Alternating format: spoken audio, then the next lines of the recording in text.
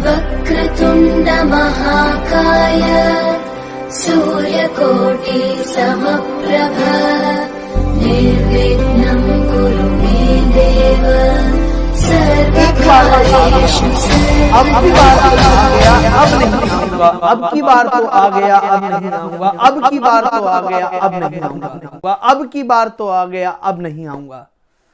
जय श्री राम, जय श्री श्याम। आप सभी का स्वागत है हमारे इस चैनल पर जिसका नाम है मूव ऑन इन लाइफ।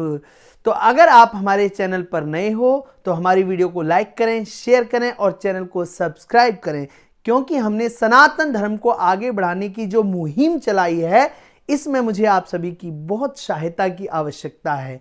तो प्रारंभ करते हैं आज की कहानी को, क्योंकि आप सोच रहे होंगे कि आज मैंने ऐसा क्यों बोला है कि एक बार तो आ गया अब नहीं आऊंगा, एक बार तो आ गया अब नहीं आऊंगा।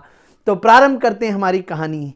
आज की जो कहानी है उन लोगों के लिए ज्यादा महत्वपूर्ण है जो लोग कहते हैं कि हमें धन की आवश्यकता है, हमें महलों की आवश्यकता है, हमें पैसों की आवश्यकता है, हमें लक्ष्मी की आवश्यकता है। उन लोगों के लिए महत्वपूर्ण है। तो कृपया ध्यान से इस कहानी को सुने। तो कहानी प्रारंभ होती है, कहते हैं एक नगर में एक साहूकार रहा करता था। साहूकार मतलब बहुत पैसे वाला धनी जमींदार रहा करता था।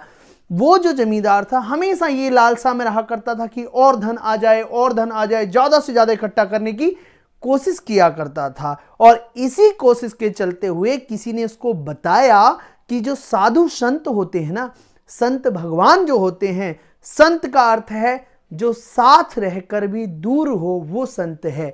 महात्मा महान है जिसकी आत्मा, वो है महात्मा। ऐसे संतों की सेवा करने से धन की प्राप्ति होती है। उनको बहुत सारी माया धन का पता होता है, खजाने का पता होता है। ये बात किसी ने उस साहूकार को बता दी। तो उसी दिन से उसने क्या किया, संतों की सेवा करना प्रारंभ कर दिया।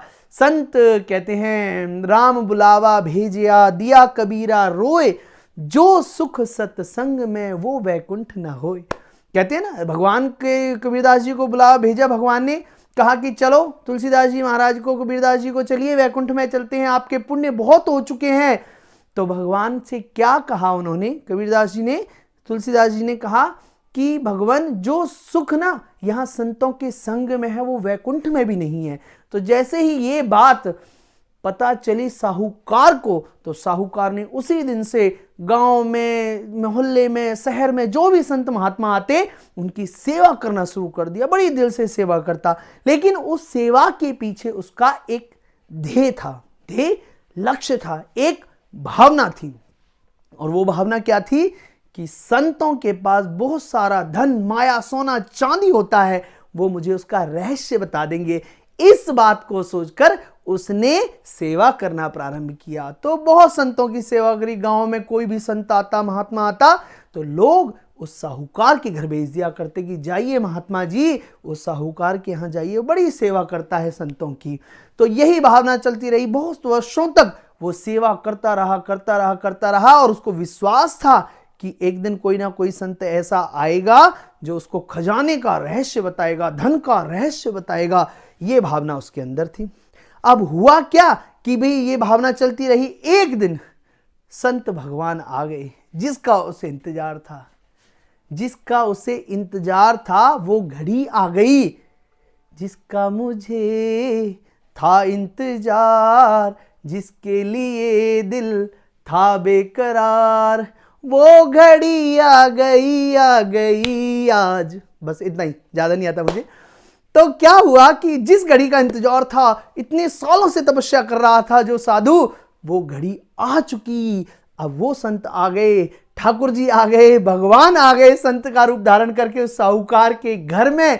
और संत भगवान को देखकर उसने वही सेवा की, अपने बहू बेटों को बुलाया और उसके पैर धोए संत भगवान के, उनको भोजन कराया, बड़ी सेवा की, आओ भगत की। ठाकुर जी तो सबके मन की जानने वाले हैं, तीन लोक के स्वामी हैं, चारों तरफ के संसार सागर के मन मन की जानने वाले हैं, कण कण की जानने वाले हैं।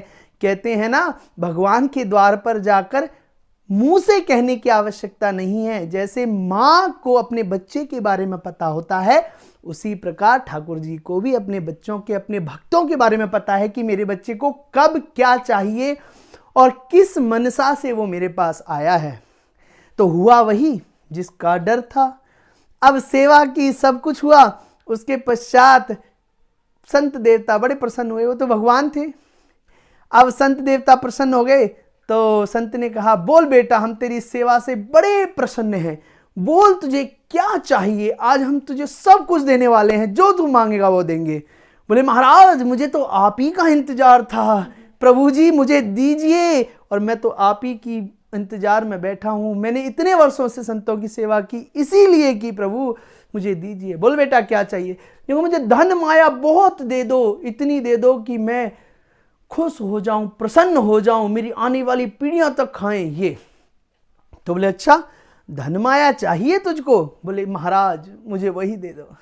तो बोले ठीक है, तो बेटा मैं तेरी सेवा से प्रसन्न हूं, तो तुझे वरदान देना मेरा पक्का है, मैं जरूर दूंगा तुझे वरदान। तो ले पकड़, ये 4 दीपक ले, ध्यान से सुनना महानुभावों।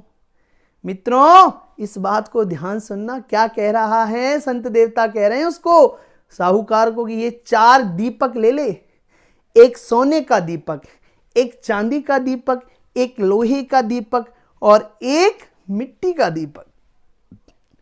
तो कहा कि इन 4 दीपकों को 4 दिशाओं में, दिशाओं के बारे में तो आप जानते ही होंगे, पूर्व, पश्चिम, उत्तर और दक्षिण, 4 दिशाओं में जाकर जलाने हैं। लेकिन क्या करना है? पूर्व दिशा में दीपक जलाना, पश्चिम दिशा में दीपक जलाना, उत्तर में जलाना, लेकिन दक्षिण दिशा में जो सोने का दीपक है ना, उसको मत जलाना। वो बोला महाराज ऐसा क्यों?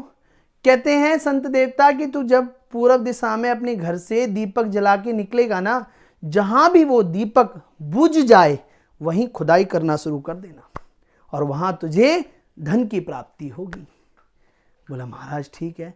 ऐसे ही पश्चिम दिशा में जाएगा, वहां जहां दीपक बुझ जाए वहां पे भी तुझे धन मिलेगा, उत्तर में जाएगा वहां भी तुझे धन मिलेगा, लेकिन मेरे बेटे दक्षिण में मत जाना। समझे? तुम भी याद रखना, दक्षिण में मत जाना।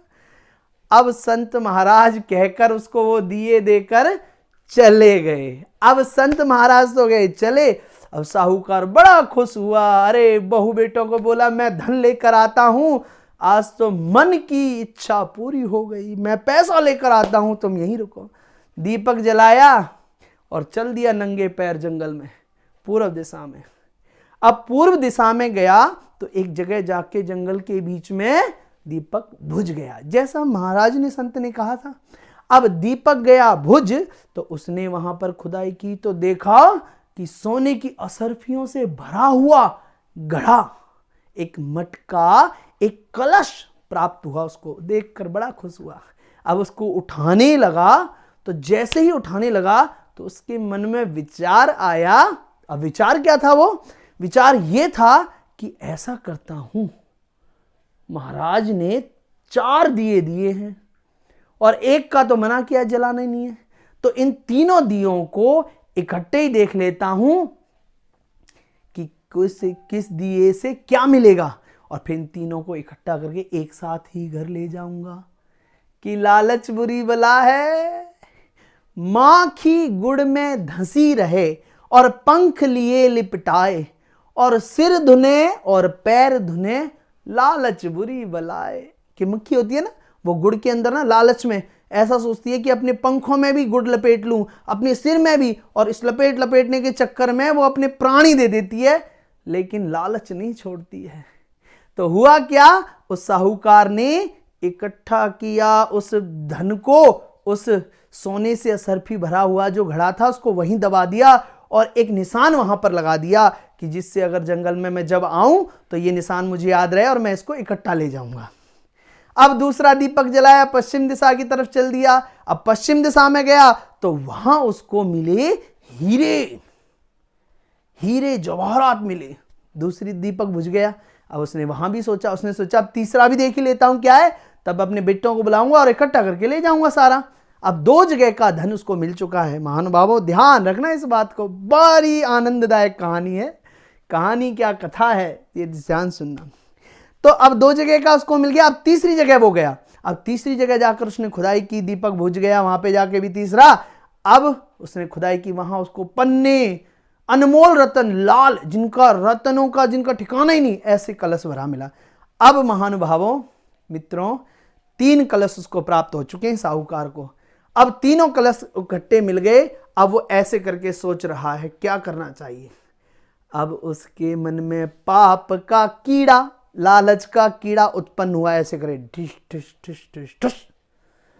अब जैसे ही वो पाप का कीड़ा उत्पन्न हुआ तो उसके मन में विचार आया कि जब इन 3 दीपकों को जलाने से इतना धन मिला है, कहीं ऐसा तो नहीं चौथा जो दीपक महाराज ने कहा है सोने का, उसको जलाने के लिए जो मना किया है, कहीं उससे और ज्यादा धन मिलता हो।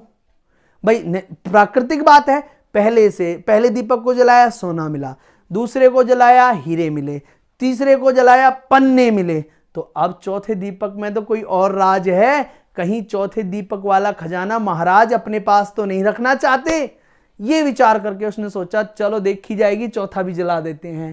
बोल विष्णु भगवान की जय। अब चौथा दीपक उसने सोने का जला दिया और जा रहा है जंगल में, यही सोचता है क्या मिलेगा, हीरे जवाहरात पन्ने पता नहीं क्या क्या। तो वो जंगल के बीचों बीच पहुंच गया, दक्षिण दिशा की तरफ। याद रखना दक्षिण दिशा की बात हुई थी, महाराज ने मना किया था दक्षिण में नहीं जाना, और वो दक्षिण में पहुंच गया दीपक को जला के। अब दीपक को लेकर वो जाकर चौथे दीपक को जलाया और दक्षिण दिशा में पहुंच गया। तो उसने जंगल में देखा, एक जगह जाकर वो दीपक बुझ गया और सामने देखा तो एक सोने का महल, सोने का बहुत बड़ा महल। और उस महल को देखकर वो तो खुश हो गया, हाय सोने की लंका, सोने का महल, मैं तो बहुत अच्छा हूं, बढ़िया किया मैंने उस महाराज की, संत की, महात्मा की बात नहीं मानी। अगर मैं मान लेता तो ये मुझे खजाना मिलता ही नहीं, ये तो बाबा खुद रखने वाला था, इसलिए उसने मना किया। तो ये मानकर सोचकर अंदर प्रवेश करने लगा। उसने अपने प्रवेश किया अंदर तो देखा एक कमरे में सोना चांदी भरा है, एक में हीरे मोती, एक में वो उसका जो अंदर का गलियारा था वो बहुत सारी मणि आभूषणों से भरा हुआ था, बहुत सारा धन धन। खुश हो गया साहूकार, पागल हो गया और पूरा पैसों में लेट रहा है, कभी गिन्नियों को ऊपर उछाल रहा है, कभी हीरों को ऊपर उछाल रहा है, फेंक रहा है, और खुश हो गया, मजे आ गए, अरे बल्ले बल्ले पूरा करने लगा। अब हुआ क्या, जैसे ही वो बीच में बरामदे में उस महल का जो बीच का गलियारा था वहां पहुंचा तो उसको एक ये सब चीजें हरकतें कर रहा था, कभी असरफियों को फेंक रहा है, कभी मणियों को फेंक रहा है, तो उसे एक आवाज सुनाई दी। और वो आवाज क्या थी, एक चक्की की आवाज थी। महानो भावों ध्यान से सुनो मित्रों, एक चक्की जो चलती है ना, जो माताएं पहले आटा पीसा करती थी, चक्की के ऊपर हाथ से चलती थी, उस चक्की की आवाज थी। उस चक्की को देखकर, उस चक्की को सुनकर, उसकी आवाज, तो उसने सोचा कि यहां जंगल के अंदर, इस जंगल के अंदर कौन चक्की चला रहा है। फिर उसने सोचा कोई होगा, फिर उसने इग्नोर कर दी वो बात। अब इग्नोर कर दी तो उसने फिर दोबारा उस चक्की की आवाज सुनी। अब चक्की की आवाज सुनने के बाद उसने चलो देखते हैं है कौन ये। अब है कौन ये देखने के लिए जैसे ही वो अंदर गया तो अंदर घुसता गया, एक कमरे से दूसरे में, दूसरे से तीसरे में, और महल में चारों तरफ सोना चांदी था। तो उस चक्की को एक आदमी चला रहा है, आदमी चला रहा है उस चक्की को ऐसे करके, और आदमी चला रहा है ऐसे करके आदमी। और उस आदमी की जो दाढ़ी है, उस आदमी की जो दाढ़ी है इतनी बड़ी हुई है, उस आदमी की जो दाढ़ी है इतनी बड़ी हुई है, हाथ के जो नखून है वो इतने बड़े बड़े हैं, मैला कुचैला, कम से कम 60-70 वर्ष की उम्र होगी उस आदमी की। ऐसा देखकर उसने पूछा, भाई तू कौन है, भाई तू कौन है? तो वो बोला नहीं। साहूकार पूछ रहा है उस आदमी को जो चक्की चला रहा है कि भाई तू कौन है, तो उस बूढ़ा आदमी बोला नहीं। लेकिन फिर जब उसने बार बार पूछा, बता भाई कौन है, बता भाई कौन है, तो उस बूढ़े आदमी ने उत्तर दिया, भाई तू ऐसा कर, इस चक्की को थोड़ा तू चला और मैं बताता हूं मैं कौन हूं। वो बूढ़ा आदमी कहता है कि इस चक्की को तू थोड़ी देर चला, मैं बताता हूं मैं कौन हूं। तो ये कहकर वो चक्की चलाने के लिए साहूकार को दे दी। अब साहूकार के हाथ में आ गई चक्की मित्रों, ध्यान रखना, और वो बूढ़ा आदमी उछल कर खड़ा हो गया एक साइड। अब बूढ़ा आदमी चक्की चला रहा है, चक्की नहीं, बूढ़े आदमी ने तो चक्की छोड़ दी, साहूकार चला रहा है चक्की को। अब साहूकार बोला बता भाई कौन है तू?